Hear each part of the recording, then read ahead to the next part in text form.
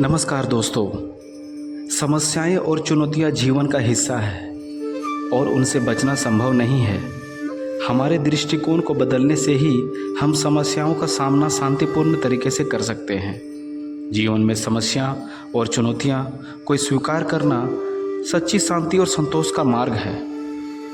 इन समस्याओं से हमें सीखने और आत्मविश्वास का अवसर देती है। एक समय की बात है, गौतम बुद्ध अपने शिष्यों के साथ एक गांव में आए।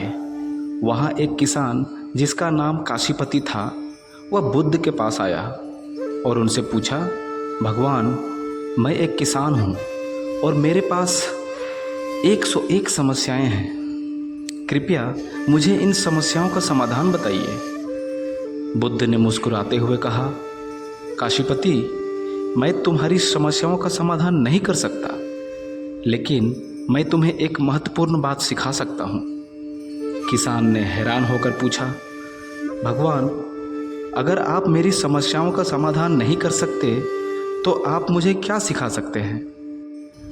बुद्ध ने उत्तर दिया, तुम्हारे पास 101 समस्याएं हैं और हर समस्या का कोई ना कोई समाधान है, लेकिन जब एक समस्या का समाधान हो जाता है तो दूसरी समस्या पैदा हो जाती है। जीवन में समस्याएं हमेशा रहेंगी। मैं तुम्हें 102 समस्या का समाधान सिखा सकता हूँ। किसान ने और अधिक उलझन में पड़कर पूछा, भगवान, यह 102 वाली समस्या क्या है? बुद्ध ने समझाया, 102 समस्या यह है कि तुम यह सोचते हो कि तुम्हें समस्याओं के बिना जीवन जीना चाहिए। किसान ने सोचा और कहा, तो क्या मैं कभी समस्याओं से मुक्त नहीं हो सकता?